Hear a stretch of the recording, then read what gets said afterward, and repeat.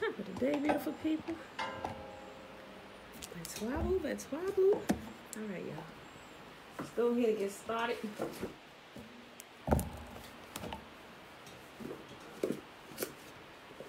a couple of extra minutes today. Bella woke up. Okay. All right, beautiful people. It is is it? No, yeah, it's Tuesday. I'm sorry. I was thinking about trash day. Okay. All right, y'all. It is Tuesday. Happy Tuesday, March the 9th, 2021. Day 97 of year 3 of reading through the books of the law and the prophets and of the 3-year consecutive day count. Day 766.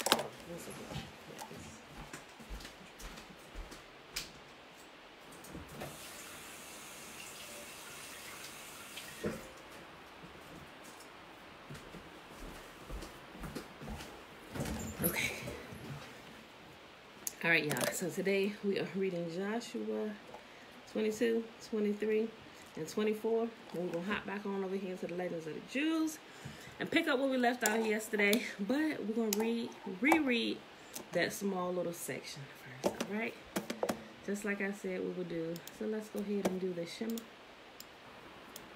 Hear, therefore, O Israel, and observe to do it, that it may be well with you, that you may increase mightily, as Yahuwah, the God of our fathers, has promised us, in the land that flows with milk and honey. Hear, O Israel, Yahuwah our God, He is one God, and you shall love Yahuwah your God with all your heart, with all your soul, and with all your might. And these words which I command you this day shall be in your heart, and you shall teach them diligently unto your children, and shall talk of them when you sit in your house, and when you walk by the way, and when you lie down, and when you rise up. And you shall bind them for a sign upon your hand, and they shall be as frontlets between your eyes. And you shall write them upon the post of your house and on your gates. And Yahuwah commanded us to do all these statutes, to fear Yahuwah our God for our good always, that He might preserve us alive, as it is at this day. And it shall be our righteousness if we observe to do all these commandments before Yahuwah our God, as He has commanded us. Okay, y'all. Talane, hey girl, hey Trina, Betwabu, Sawu, Bona, Tiffany, Lavon, good morning. Uncle Nathaniel, peaceful greetings. Tiffany, I hope you can stay for the duration. Okay, I'm gonna try and read fast, but not too fast. Right? I know it was a little long yesterday. Okay. So what's up? All right, y'all. I'm gonna hop right to it. I'm gonna try not to tell so many stories today. I'll just get right to it. Okay. No.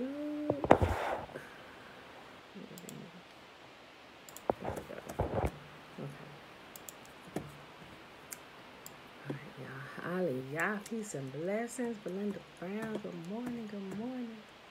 All right, y'all. Oh, I sent some of y'all probably know I found the audio version of BlackRoots Science last night. So I was listening to a portion of it that I was on. I was like, oh yes, somebody read this big thick book. It's over 500 pages. And if you order it from Amazon, you'll see 2 volumes. What I shared with you is only the reading of volume 1. The second volume is actually a compilation of questions and answers, and some really, really good questions, might I add. If you need to order the second volume, do so if you can. You can get that on Amazon. And if you can go back, I'll share it again here today in the links. But I'm saying, oh, it's so good. Oh my gosh.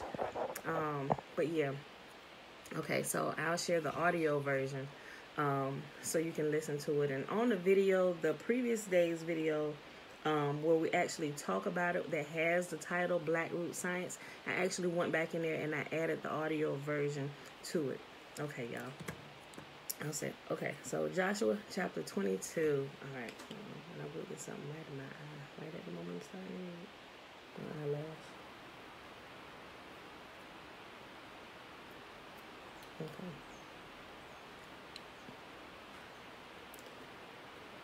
Okay. Then Joshua called together the tribes of Reuben, Gad, and the half tribe of Manasseh. He told them, "You have done as Moses, the servant of Yahuwah, commanded you, and you have obeyed every order I have given you.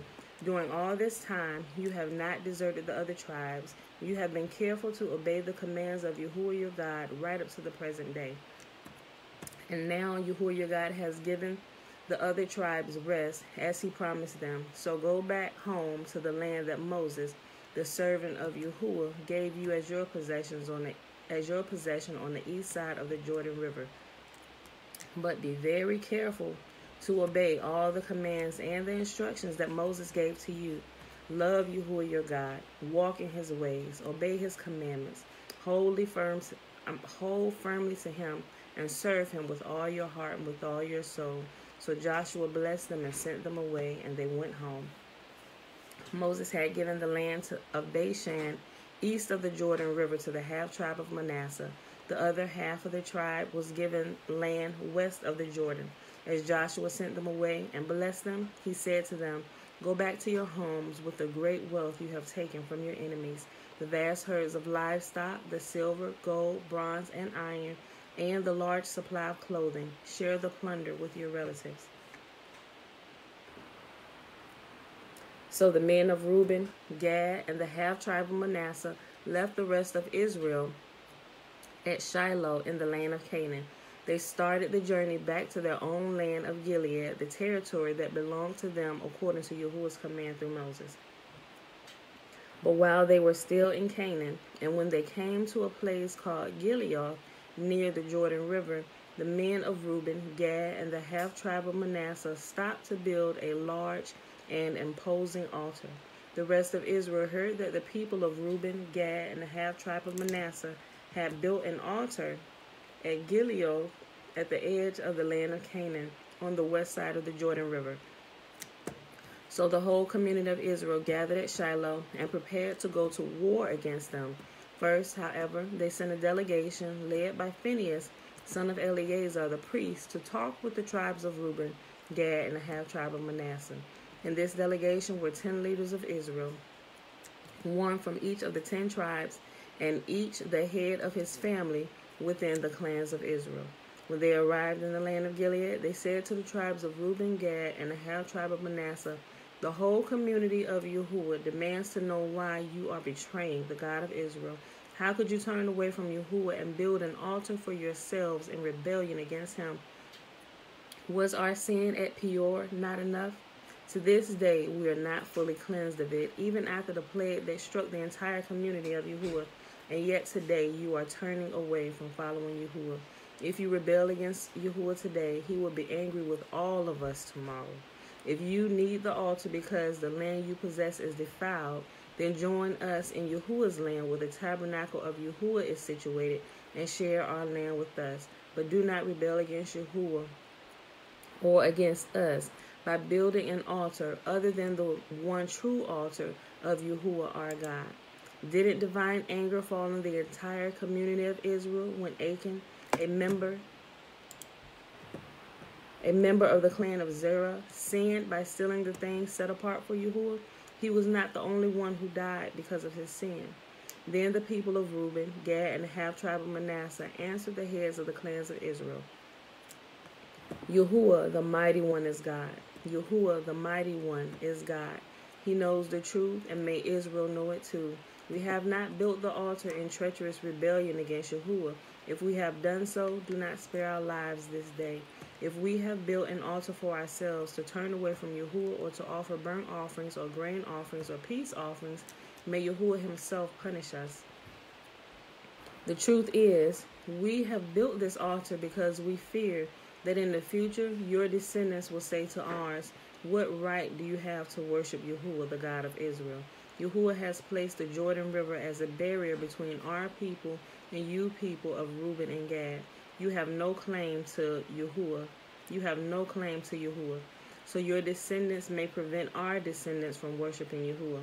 So we decided to build an altar, not for burnt offerings or sacrifices, but as a memorial. It will remind our descendants and your descendants that we too have the right to worship Yahuwah at his sanctuary with our burnt offerings, sacrifices, and peace offerings. then your descendants will not be able to say to ours, you have no claim to Yahuwah. If they say this, our descendants can reply, look at this copy of Yahuwah's altar that our ancestors made. It is not for burnt offerings or sacrifices. It is a reminder of the relationship both of us have with Yahuwah. Far be it from us to rebel against Yahuwah or to turn away from him by building our own altar for burnt offerings, grain offerings, or sacrifices. The only altar of Yahuwah our God stands in front of the tabernacle. That stands in front of the tabernacle may be used for that purpose. When Phinehas, the priest, and the leaders of the community, the heads of the clans of Israel, heard this from the tribes of Reuben, Gad, and the half-tribe of Manasseh, they were satisfied. Phinehas, son of Eleazar the priest, replied to them, today we know Yahuwah is among us, because you have not committed this treachery against Yahuwah as we thought. Instead, you have rescued Israel from being destroyed by the hand of Yahuwah. Then Phinehas, son of Eleazar the priest, and the other leaders left the tribes of Reuben and Gad and Gilead and returned to the land of Canaan to tell the Israelites what had happened. And all the Israelites were satisfied and praised Yahuwah and spoke no more of war against Reuben and Gad. The people of Reuben and Gad named their altar Witness, for they said, it is a witness between us and them that Yahuwah is our God too. All right, next chapter. Good morning, Uncle James Brown, Shayla, Alicia.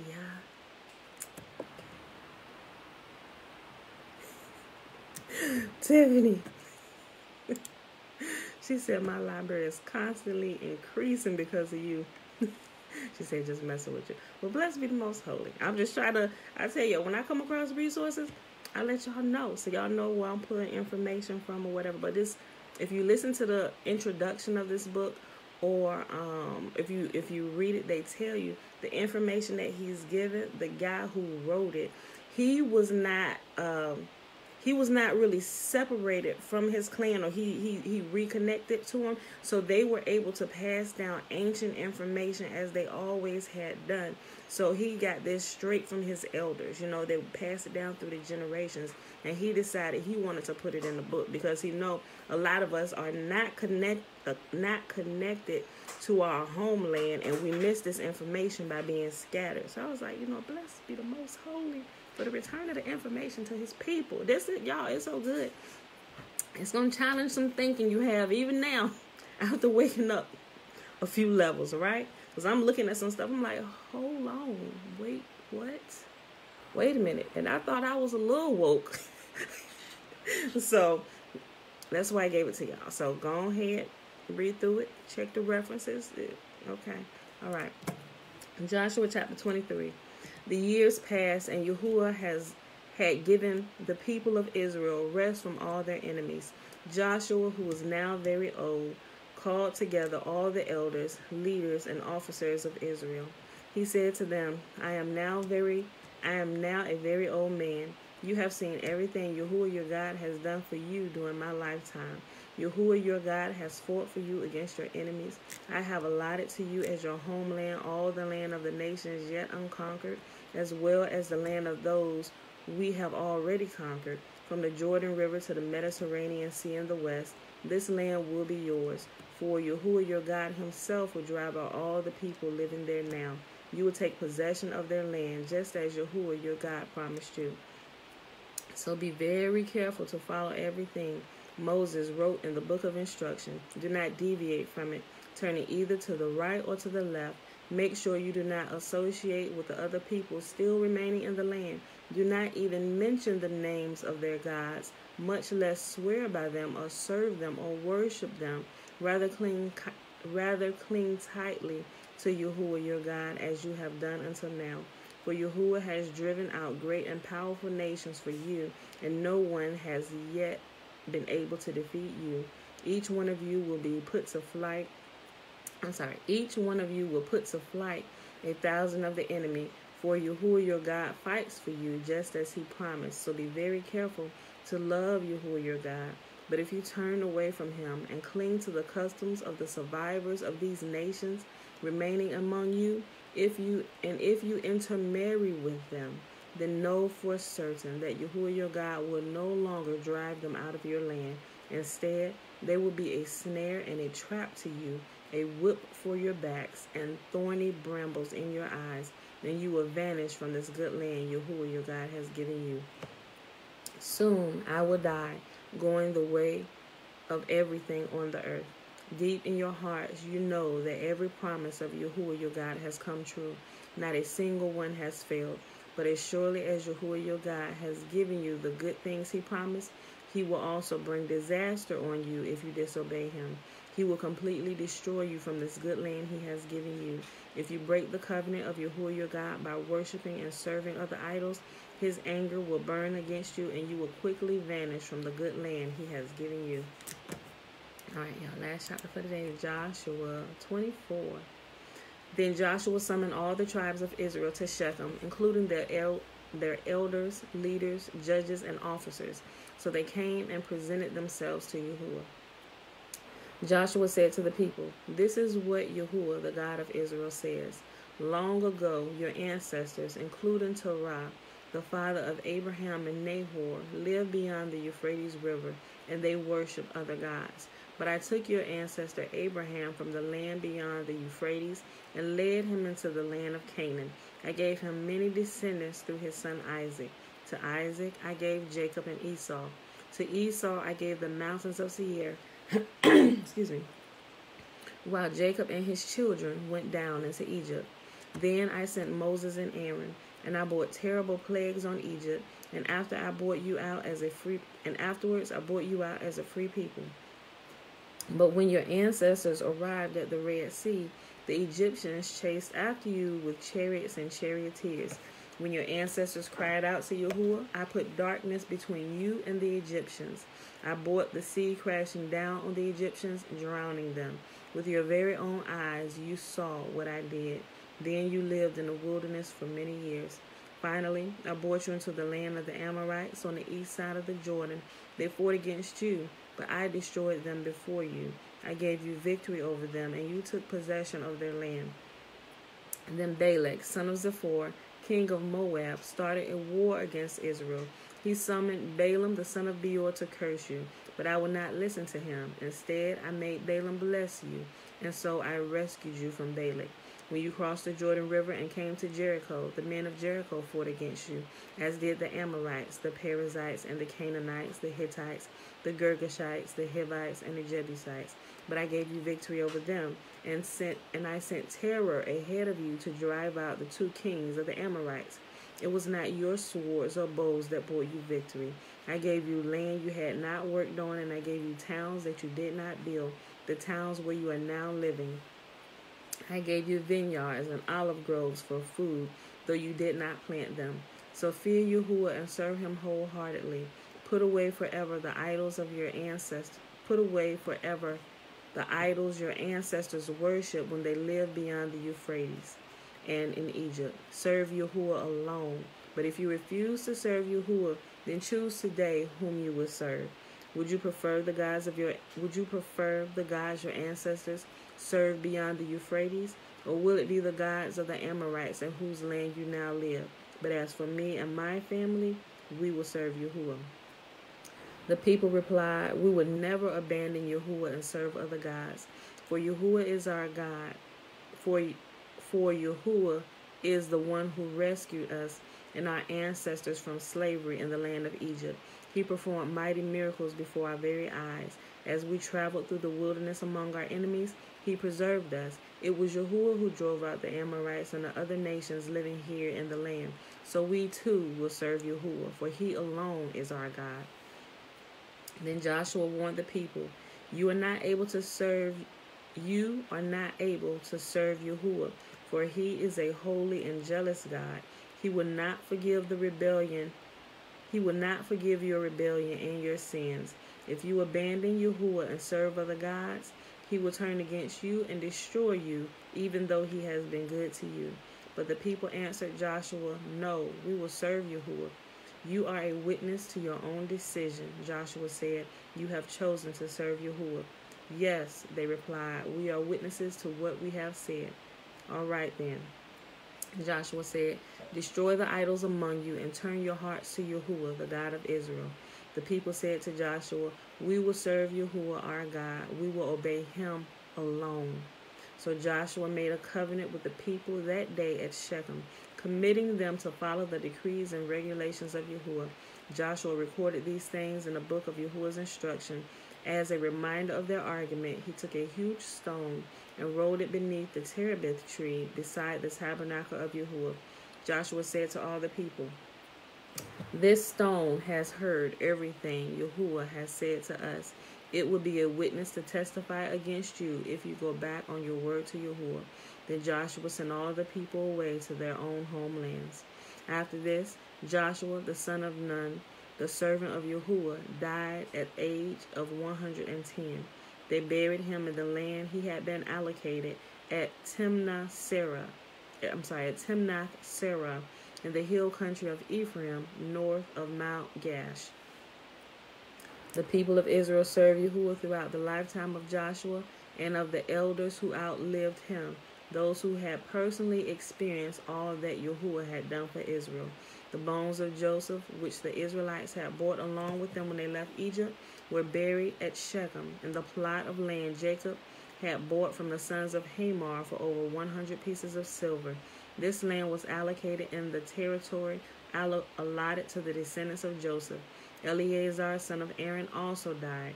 He was buried in the hill country of Ephraim in the town of Gibeah, which had been given to his son Phinehas. All right, y'all, and that is actually the last chapter of Joshua, and we start the book of Judges tomorrow. It's getting better and better every day. All right, y'all, so let's go ahead and hop on over here to the Legends of the Jews. Okay.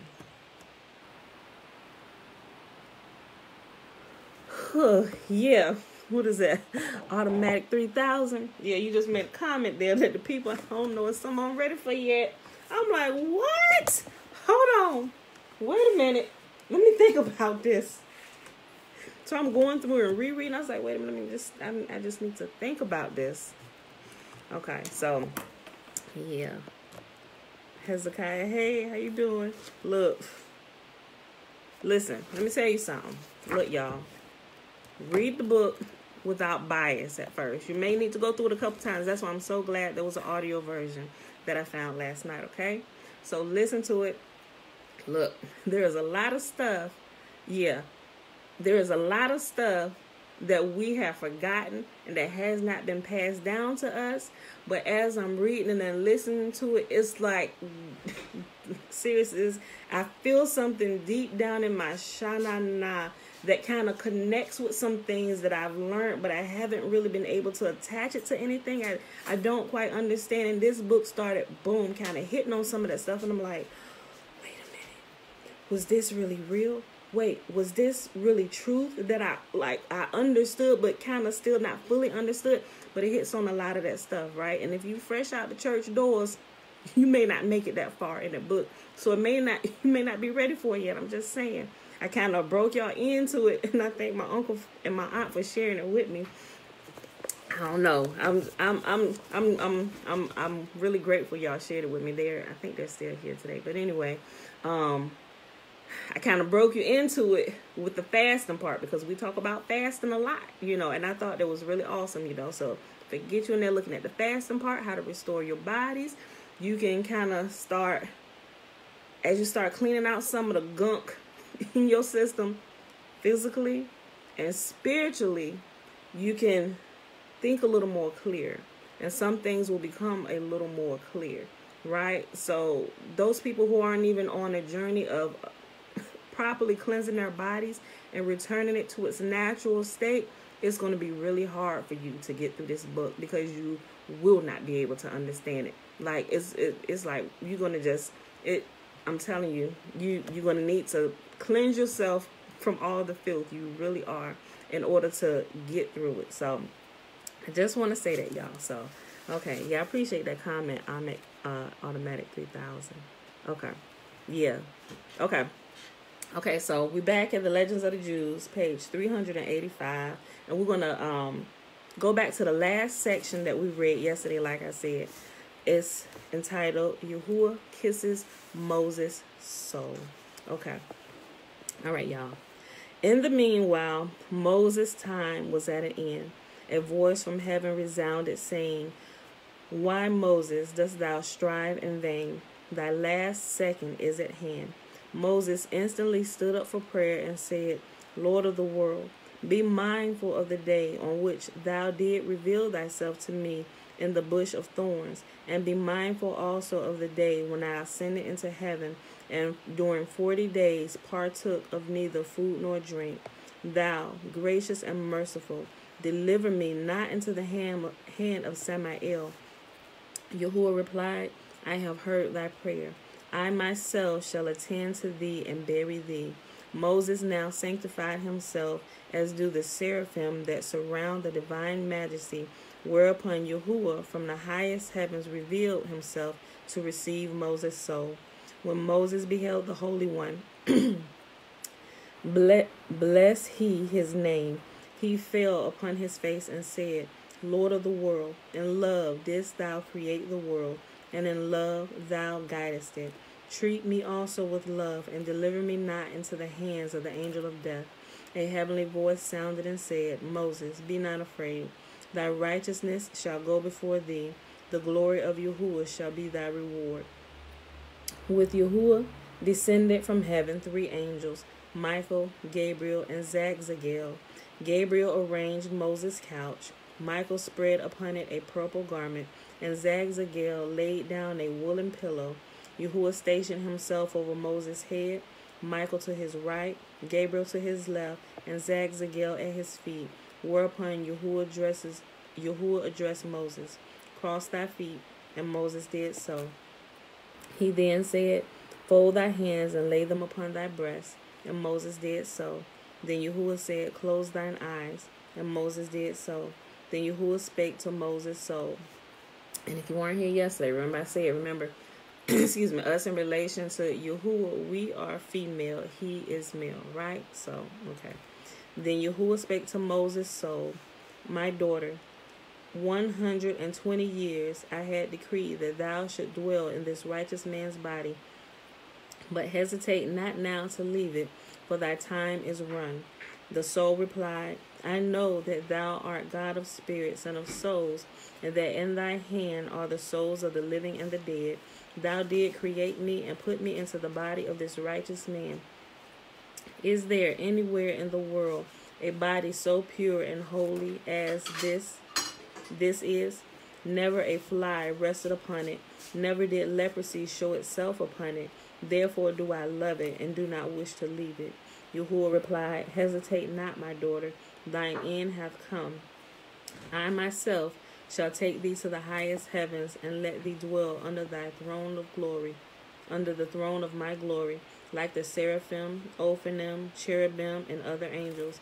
But the soul replied, Lord of the world, I desire to remain with this righteous man, for whereas the 2 angels, Azza and Azazel, when they descended from heaven to earth, corrupted their way of life, and loved the daughters of the earth, so that in punishment thou didst suspend them between the heaven and the earth.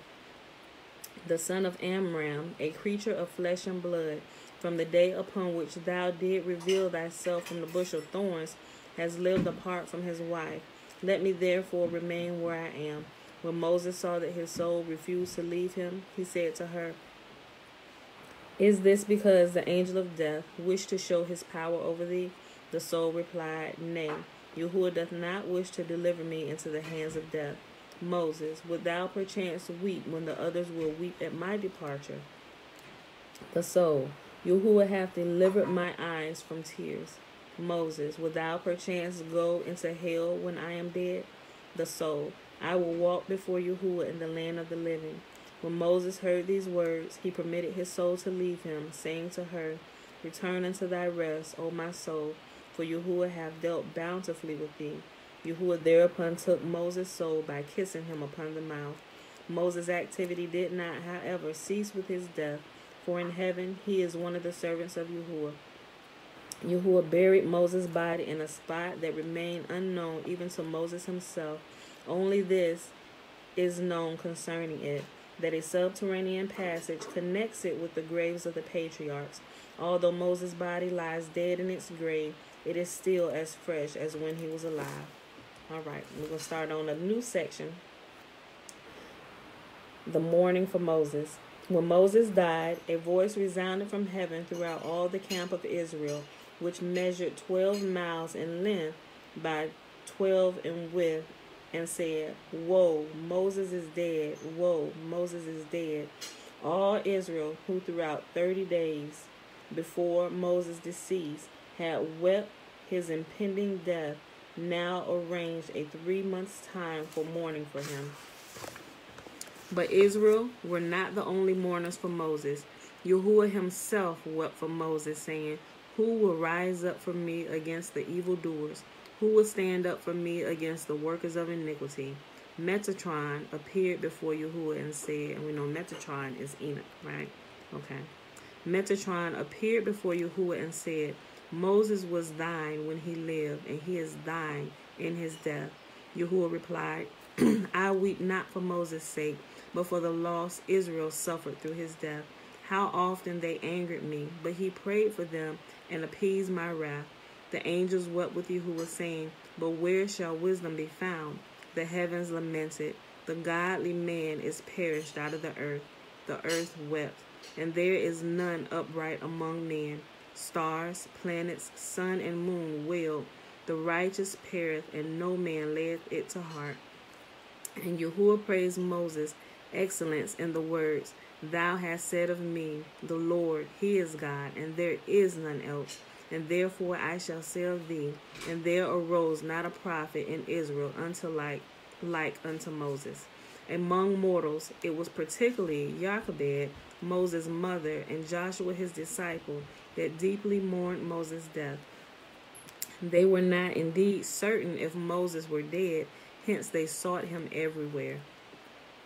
Jochebed went first to Egypt and said to that land, Mizraim, Mizraim, hast thou perchance seen Moses? Remember, Mizraim is the actual name for Egypt. Mizraim, Mizraim, hast thou perchance seen Moses?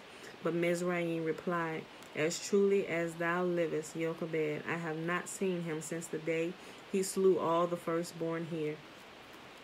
Jochebed then betook herself to the Nile, saying, Nile, Nile, hast thou perchance seen Moses? But Nile replied, As truly as thou livest, Jochebed, I have not seen Moses since the day he turned my water to blood. Then Jochebed went to the sea and said, See, see, hast thou perchance seen Moses? The sea replied, As truly as thou livest, Jochebed, I have not seen him since the day when he led the 12 tribes through me. Jochebed thereupon went to the desert and said, Desert, desert, hast thou perchance seen Moses? The desert replied, As truly as thou livest, Jochebed, I have not seen him since the day whereupon he caused manna to rain down upon me. Then Jochebed went to Sinai and said, Sinai, Sinai, hast thou perchance seen Moses? Sinai said, As truly as thou livest, Jochebed, I have not seen him since the day whereon he descended from me with the 2 tablets of the law. Jochebed finally went to the rock and said, Rock, rock, hast thou perchance seen Moses?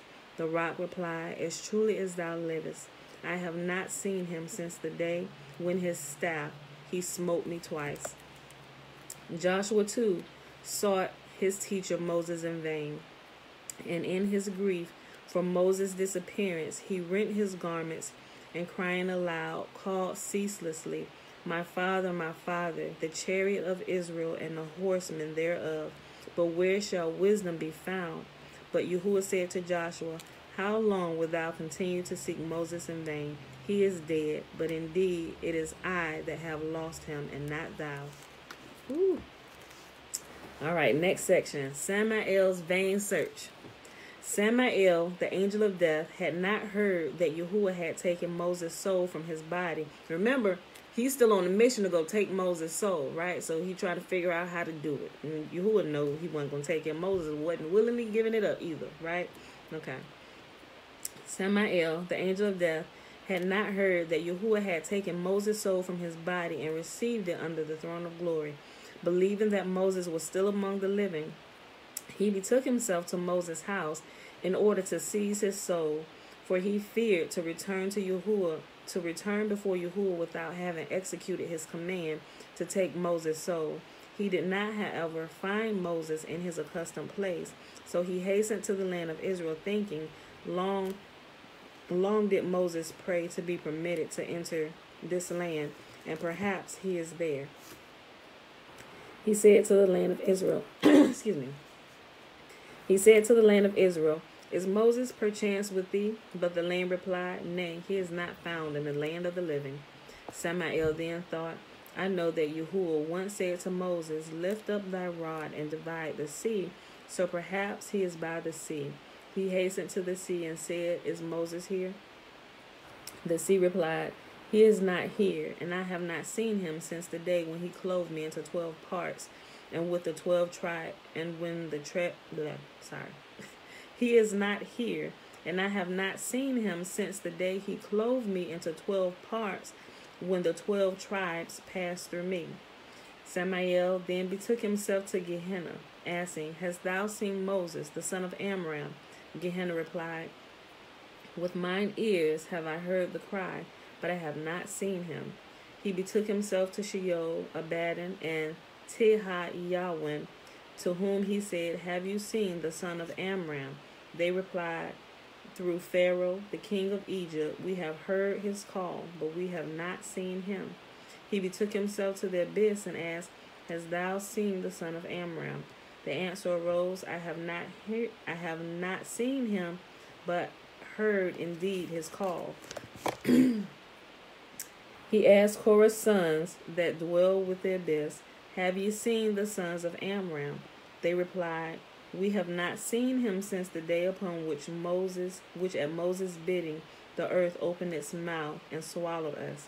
He betook himself to the clouds of glory and asked, Is Moses perchance with you? They answered, He is hid from the eyes of all the living. He went to the heavens and asked, Have ye seen the son of Amram? The answer was, We have not seen him since at Yahuwah's command he mounted us to receive the Torah. He hastened to paradise, but when the angels that guarded its gates beheld Samael, they drove him away and said, Wicked one, this is the gate of Yahuwah. The righteous shall enter into it. Samael thereupon flew over the gates of paradise and asked Paradise, Hast thou perchance seen Moses? Paradise answered, Since in Gabriel's company he visited me to look upon the reward of the pious, I have not seen him. He went to the tree of life, but even at the distance of 300 parasangs, it cried out to him, Approach me not. He therefore asked from afar, Hast thou seen the son of Amram? The tree replied, Since the day on which he came to me to cut him a staff, I have not seen him. He betook himself to the tree of knowledge of good and evil and said, Hast thou seen the son of Amram? The tree replied, Since the day on which he came to me to get a writing reed, wherewith to write the Torah, I have not seen him. He betook himself to the mountains with his query. These replied, Since he hewed the 2 tablets out of us, we have not seen him. He went to the deserts and asked, Have you seen the son of Amram? These replied, Since he has ceased to lead Israel to pasture upon us, we have not seen him. He betook himself to Mount Sinai, for he thought Yahuwah had formerly commanded Moses to ascend to it, and he might now be there. He asked Sinai, Hast thou seen the son of Amram? Sinai said, Since the day on which out of Yahuwah's right hand he received the Torah upon me, I have not seen him. He betook himself to the birds and said, Have ye seen Moses? They replied, Since the day whereupon he separated the birds into clean and unclean, we have not seen him. He went to the quadrupeds and asked, Have ye seen Moses? They answered, Since the day on which he determined which beasts might be eaten and which might not, we have not seen him. The answer of the birds and the beasts referred to the day on which Yahuwah assembled all the species of animals, led them before Moses, and instructed him which of these were clean and which were not, which might and which might not be eaten. Samael then betook himself to the court of the dead, where the angel Duma guards the souls of the deceased, and asked, Hast thou seen the son of Amram? He replied, I heard the words of lamentation for him in heaven, but I have not seen him. He betook himself to the angels and asked, Have you seen the son of Amram? These made the same reply as Duma and advised him to go to the mortals who might possibly give him information concerning Moses' whereabouts. He betook himself to the mortals and asked, Where's Moses? I know by this time he's like, Look, where's Moses? These replied, Our teacher Moses is not like human beings. He is the peer of the angels of ministry, for he ascended into heaven and dwelt in heaven like the angels. He hath gathered the winds in his fist like an angel, and Yahuwah took his soul to himself in the place of his sanctity. What connection then hast thou with the son of Amram? The next section, Moses excels all pious men. The special distinction that Yahuwah granted to Moses at his death was well merited, for Moses outweighed all other pious men. When Moses died, Adam appeared and said, I am greater than thou, for I was created in Yahuwah's image. But Moses replied, I am nevertheless superior to thee, for the glory that thou did receive from Yahuwah was taken from thee, whereas I retained the radiance of my face forever. Noah then said to Moses, I am greater than thou, for I was preserved out of the generation of the flood. Moses replied, I am superior to thee, for thou didst save thyself alone, and hast not the power to save thy generations. But I saved myself, and I also saved my generation at the time when they transgressed with the golden calf. Abraham said to Moses, I am greater than thou, for I fed the wanderers. Moses, I am superior to thee, for thou didst feed the uncircumcised, whereas I fed the circumcised. And moreover did thou feed them in the land of habitations, whereas I fed Israel in the desert. Boom. He said, you fed them in a place where food grows. I fed them in a desert where nothing grows. Isaac said to Moses, I am greater than thou, for I bared my neck upon the altar and beheld the face of the Shekinah. Moses replied, Still I am superior to thee, for thou did indeed behold the face of the Shekinah, but thine eyes grew dim, whereas I talked with the Shekinah face to face, and yet neither did my eyes grow dim nor my strength wane. Jacob said, I am greater than thou, for I wrestled with the angel and conquered him. Moses replied, Thou didst wrestle with the angel upon thy territory, but I mounted to the angels into their own territory, and still they feared me. Joseph said to Moses, I am greater than thou, for my master's wife could not tempt me to sin. Moses replied, Still am I superior to thee, for thou did restrain thyself from a strange woman, whereas I abstained from intercourse with my own wife. The degree of Moses' superiority over the other pious men can be seen by following. Adam died because he had been seduced by the serpent, whereas Moses fashioned a serpent out of brass, at the sight of which everyone that had been bitten by a snake recovered. Noah offered a sacrifice to Yahuwah that was accepted, but he himself was not admitted to Yahuwah's presence. When Moses on the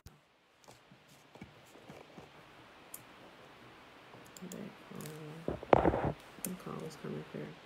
I need to answer that one. Okay. Noah offered a sacrifice to Yahuwah that was accepted, but he himself was not admitted to Yahuwah's presence. When Moses, on the other hand, offered a sacrifice in Israel's name, Yahuwah said to him, Know that twice daily I shall dwell with ye. Abraham had been the cause for Israel's bondage in Egypt, for that was the punishment for his words. Whereby shall I know that I shall inherit the land? Moses, on the other hand, it was delivered, Moses, on the other hand, it was that delivered Israel out of Egyptian bondage. Jacob indeed conquered in his struggle with the angel, but the blow that the angel dealt him put Jacob's thigh out of joint forever, whereas Moses inspired the angels with such fear that as soon as they beheld him in heaven, they fled. But Moses not only surpassed all other human beings, He surpassed also the entire creation that Yahuwah had brought forth in 6 days. On the first day, Yahuwah created light, but Moses mounted into heaven and seized the spiritual light, the Torah. On the second day, Yahuwah created the firmament, whereby he decreed that the earth was not to enter the realm of the firmament, nor the firmament into the realm of the earth. But Moses scaled the firmament, even though he belonged to the earth. On the third day, Yahuwah created the sea, but as soon as the sea caught sight of Moses, it retreated before him affrighted. On the fourth day, Yahuwah created the sun and the moon to illuminate the earth. But Moses said to Yahuwah, I do not wish the sun and moon to give light to Israel. Thou thyself shalt do it. And Yahuwah granted his prayer. On the fifth day, Yahuwah created the animals, but Moses slaughtered whatever animals he wanted for Israel's need. When he therefore, Yahuwah laid all the objects of creation on one side of the scales, and Moses upon the other, Moses outweighed them. Moses was justly called the man of God, for he was half man and half God.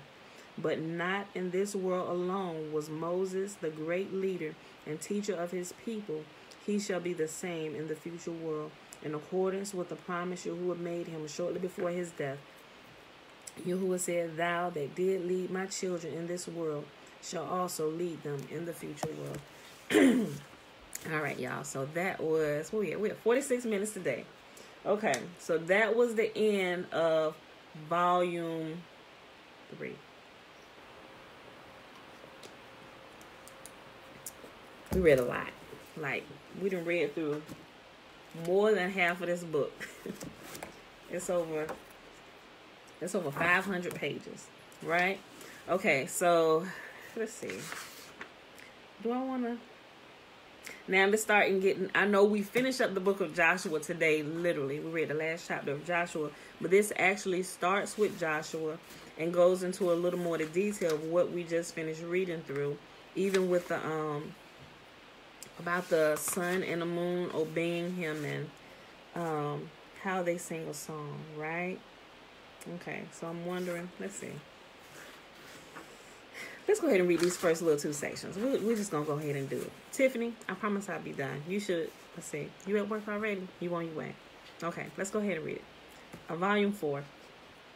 The early history of the first Hebrew conqueror in some respects is like the early history of the first Hebrew legislator.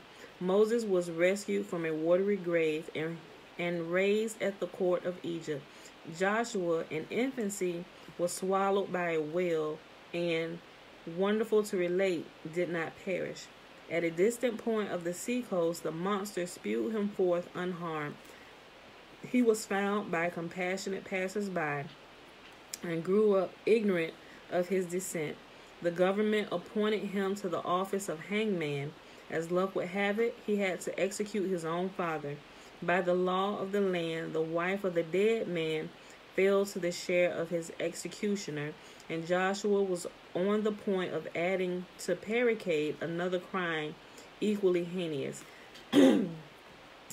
He was saved by a miraculous sign. When he approached his mother, milk flowed from her breast. His suspicions were aroused, and through the inquiries he set afoot regarding his origin, the truth was made manifest. Later, Joshua was so ignorant that he was called a fool, became the minister of Moses, and Yahuwah rewarded his faithful service by making him the successor of Moses. He was destined as such to Moses when, at the bidding of his master, he was carrying on war with the Amalekites. In this campaign, Yahuwah's care of Joshua was plainly seen. Joshua had condemned a portion of the Amalekites to death by lot, and the heavenly sword picked them out for extermination. Yet there was a great difference between Moses and Joshua, as between the sun and the moon. Yahuwah did not withdraw his help from Joshua, but he was by no means so close to him as to Moses. This appeared immediately after Moses had passed away. At the moment when the Israelitish leader was setting out on his journey to the great beyond, he summoned his successor and bade him put questions upon all points about which he felt uncertain. Conscious of his own industry and devotion, Joshua replied that he had no question to ask, seeing that he had carefully studied the teachings of Moses. Straightway he forgot 300 halakot, and doubts assailed him concerning 700 others. The people threatened Joshua's life because he was not able to resolve their difficulties in law, but it was vain to turn to Yahuwah, for the Torah once revealed was subject to human, not to heavenly authority. Directly after Moses' death, Yahuwah commanded Joshua to go to war so that the people might forget its grievance against him. But it is false to think that the great conqueror was nothing more than a military hero. When Yahuwah appeared to him to give instructions concerning the war, he found him with the book of Deuteronomy in his hand, whereupon Yahuwah called to him, "Be strong and of good courage. The book of the law shall not depart out of thy mouth." The first step in preparation for war was the selection of spies. To guard against a repetition of what happened to Moses, Joshua chose as his messengers Caleb and Phinehas, on whom he could place dependence in all circumstances. They were accompanied on their mission by two demons, the husbands of the she-devils, Lilith and Mahala. When Joshua was planning his campaign, these devils offered their services to him. They proposed that they be sent out to,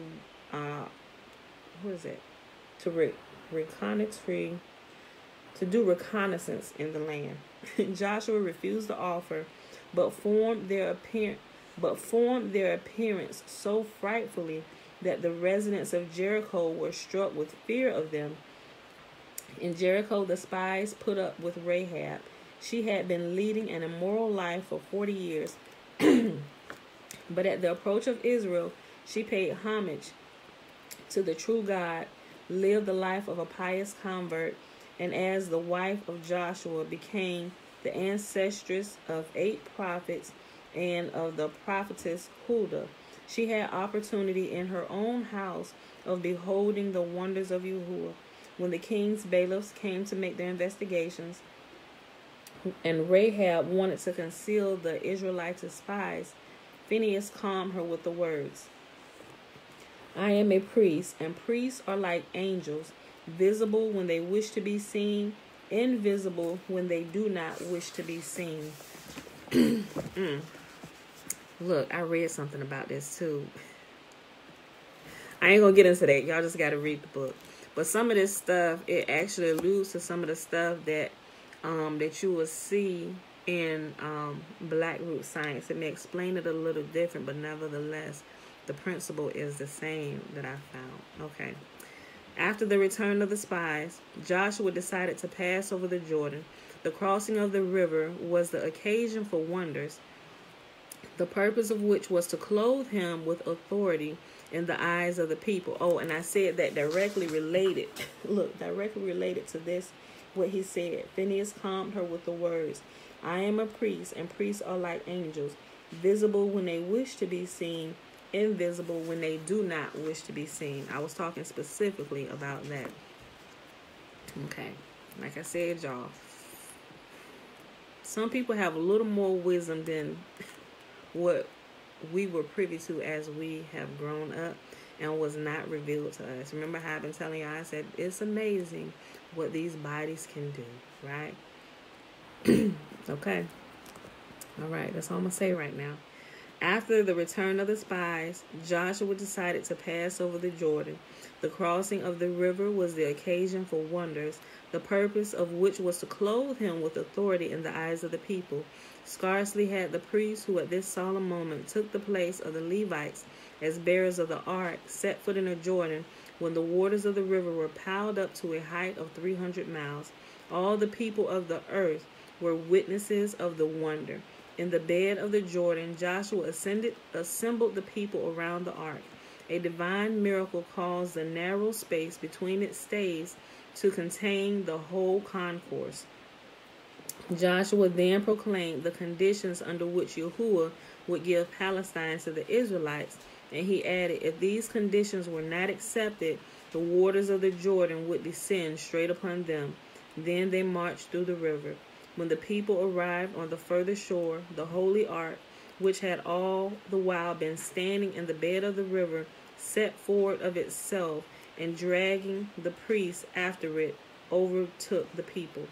The day continued eventful. Unassailed, the Israelites marched 70 miles to Mount Gerizim and Mount Ebal, and there performed the ceremony bidden by Moses in Deuteronomy. 6 of the tribes ascended Mount Gerizim, and 6 Mount Ebal. The priests and the Levites grouped themselves about the holy ark in the veil between the two peaks, with their faces turned toward Gerizim. The Levites uttered the words, "Happy the man that maketh no idol, an abomination unto Yahuwah." And all the people answered, "Amen."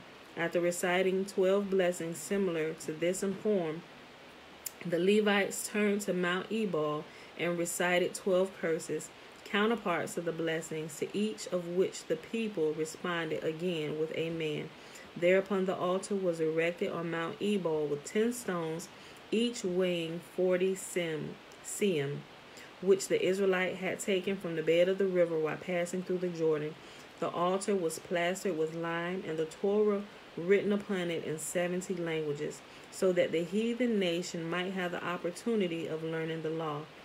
At the end, it was said explicitly that the heathen outside of Palestine, if they would but abandon the worship of idols, would be received kindly by the Hebrews. All this happened on one day, on the same day on which the Jordan was crossed, and the assembly was held on Gerizim and Ebal, the day on which people arrived at Gilgal, where they left the stones of which the altar had been built.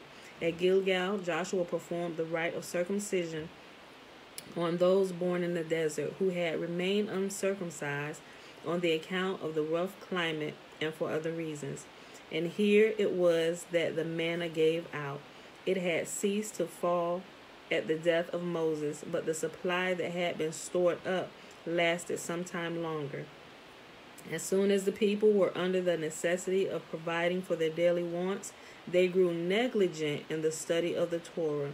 Therefore the angel admonished Joshua to loose his shoes from off his feet, for he was to mourn over the decline of the study of the Torah, and bare feet are a sign of mourning. The angel reproached Joshua in particular with having all allowed the preparations for war to interfere with the study of Torah and with the ritual service. Excuse me. Neglect of the latter might be a venial sin, but the neglect of the former is worthy of consigned punishment. At the same time, the angel assured Joshua that he had come to aid him, and he entreated Joshua not to draw back from him, like Moses, who had refused the good offices of the angel.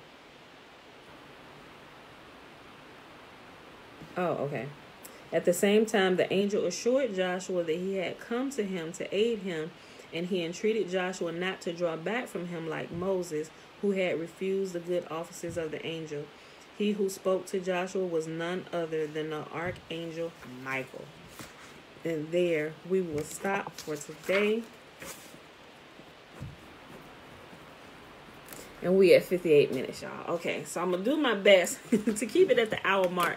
But some might get so good and I don't want to break it up. But, you know, like I said, it's always recorded. We can come back to it, y'all. Okay, so that was, we read Joshua, the last 3 chapters of Joshua, 22, 23, and 24. And we started in the Legends of the Jews on page 385. And we ended over here on page 390. And we'll pick this back up here tomorrow.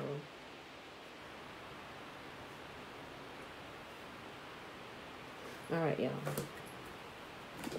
So this was good. Tomorrow is really good too. When it's talking about when the sun stood still for Joshua, right? Okay, I really love that story. Okay, so let's go ahead and do the blessing real quick, just to make sure those who need to get to work, get off the video can go. Oh. All right, y'all. Remember, the blessing is found in Deuteronomy. I'm sorry, not Deuteronomy. That's the Shema. In Numbers chapter 6, verses 22 through 27. Remember, the Nazarite vows are first 21 verses. And Yahuwah spake unto Moses, saying, Speak unto Aaron and unto his sons, saying, On this wise ye shall bless the children of Israel, saying unto them, May Yahuwah bless us and keep us. May Yahuwah make his face to shine upon us and be gracious unto us. May Yahuwah lift up his countenance upon us and give us his peace. And they shall put my name upon the children of Israel, and I will bless them. All right, y'all. Enjoy this Tuesday. I made it. Yay. All right, Tiffany, I'm glad I finished before you had to get off and go to work. Okay. All right. So let me go over here real quick. Natasha. Hey, girl. Hey. Okay, family. I keep trying every now and again to see if my service down here gets better, but it's still skipping. Hey, pop in when you can. Back in Mississippi. Okay. All right, y'all. Let me just read back over some of the comments. I think y'all. Again, thank you, Automatic 3000, for your comments. Hezekiah. Okay, y'all. All right, beautiful people. I ain't got nothing else today. I'm going to go back and read some more of this book. I got some work to do, but, you know, in between my little breaks and stuff. But I'm going to be letting, now that I found audiobook, it's going to be playing. So enjoy the book if you have it. If you get the purchase version, I'm not telling y'all to go purchase stuff. Like, I don't get any kind of kickbacks from any of this stuff. When I find it on Amazon, I just share it with you. If you want to get it, go get it. I don't get no kickbacks. I just love sharing the wisdom that I get. And share with me what you come across, like, because sometimes I read through it, and I may gloss over something, or it may not hit me, you know, and I think my sister is really good for that, because she simultaneously reads a lot of the stuff that I'm reading too, and she'll come back. She's like, oh, did you see this? I was like, yeah, I read through that already. She said, no, but did you understand what it just said? I'm like, what? She said, I'm like, oh, snap. So I had to go back. I'm like, man, I glossed over that, you know, so it's always good to have another set of eyes on stuff when you're going through information, just in case you miss something. You want to make sure you don't misinterpret something, you know, and plus it's just good to chat with other people about all this wisdom and stuff, and things that are being restored to us, and how we can improve our life, right? And restore our bodies back to the way our ancient ancestors, they lived long lives. And I mean, shucks, we down here with bodies that we have no clue on how to operate. We just using it for its most basic functions, right? I don't want to live that way no more, right? Let's learn everything, and let's use these bodies. It's just like having an iPhone and just using it for a phone and probably checking your email. The iPhones can do so much. That's how people use their bodies, like on default mode, right? Just the basic necessary stuff. You don't really need an iPhone for that. You can just get a regular flip phone or something like that to do that. But this thing it has so many functions that we are unaware of, right? And it just blows my mind, right? So that's all for today, y'all. I don't really have nothing else. Let's go. That's the call I invited you to. The call you invited me to, Shayla. You know, I saw that the other day. Wait, the person who read the book, Shayla. I'll wait for you to respond. Yeah, because by the time I had clicked on it, clearly the call was over, and I don't even think I clicked on it till the next day. You know, so I was wondering what it was, and I forgot to ask you about it. Or send me a text or something. But yeah, if they were talking about that book, I might be interested in listening in on their conversation and stuff while I'm reading through it. But anyway, guys, the book is good. Like the second volume, I'm literally almost done with. Yes, okay, yeah. Send me the schedule of when they do that call. You know, so I make myself a note. And I'll pop in just to kind of listen, you know. So if they clearly they've been doing it longer than I have. Your parents just recommended the book. It's something I think you might want to read. Consider this. Here's the link. Download the PDF version. I'm like, okay, you know. And I clicked on it that day, and I just kind of skimmed through it real quick. I was like, okay, oh my gosh, it's like 500 pages. I'm gonna have to come back to this, you know. But something caught my eye. I was like, I'm gonna really have to come back to this. So I bookmarked it and I sent it to myself so I wouldn't forget. And I actually didn't get back to it for I want to say almost a week later, you know, because the thought kept coming back to me. Go open it up. Go open it up. Go open it up. And so if I said, oh, let me go back, you know, because when I say I'm going to read something, I'm going to look over something, I do my best to keep my word and go through and, you know, and I'm so glad y'all recommended this to me. It had, oh my gosh, I could go on and on, but let's go ahead and get out of here, y'all. Y'all done heard enough. It's there. I'll post the links for it in here today for those that don't have it. I think everybody does already, but I'll repost it here in the comment section and in the description box of the video today on Facebook and YouTube. But anyway, y'all, let's get out of here today. Go on, get to work. Get off of here. Go to work. All right, y'all. Love y'all. See y'all in the morning, 7:15 a.m. Eastern Standard Time. Peace.